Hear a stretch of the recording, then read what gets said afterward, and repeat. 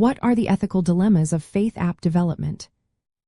Imagine a world where your spiritual journey is guided by a screen instead of a person. Faith apps are becoming more popular for family prayer, teaching children about faith and faith-based parenting. But behind the convenience, serious questions come up about what is right and fair. One big concern is authenticity. Many faith apps use artificial intelligence or automated features to give prayer prompts or spiritual advice. While helpful, relying too much on technology can make genuine human connection harder. Families and children might miss out on personal mentorship or heartfelt conversations that truly build faith. Real relationships with pastors or community members are vital for deep spiritual growth. Another issue is making sure the app content matches the core teachings of the faith.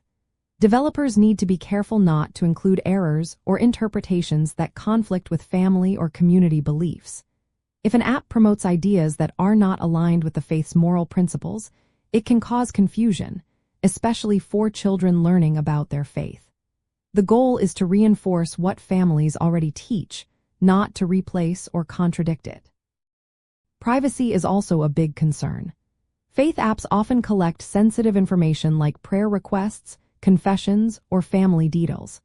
Families need to trust that their data is kept safe and not shared without permission. Proper security measures must be in place to prevent misuse or breaches. If personal spiritual information is mishandled, it can harm trust and privacy. The use of automation raises questions about human agency.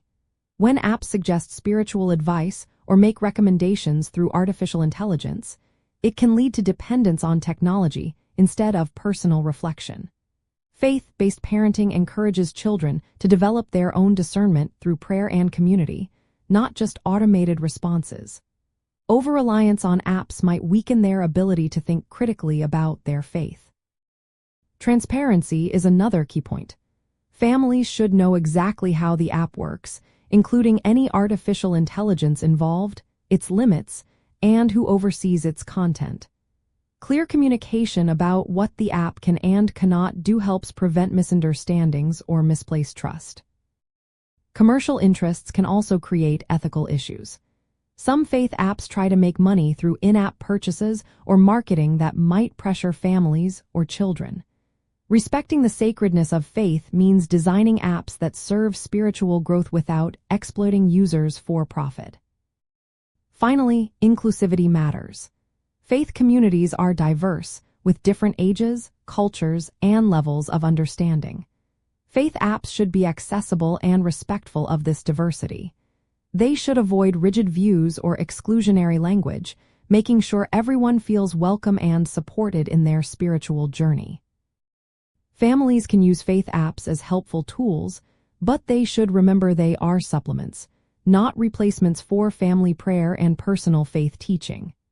Parents can monitor what children access, discuss the app content together, and choose apps that clearly state their ethical guidelines and privacy policies. In the end, developing faith apps involves careful thought about maintaining authentic human relationships, protecting privacy, ensuring correct teachings, and being transparent. When used thoughtfully, these apps can support faith practices without replacing the essential human and spiritual connections that help children and families grow in faith.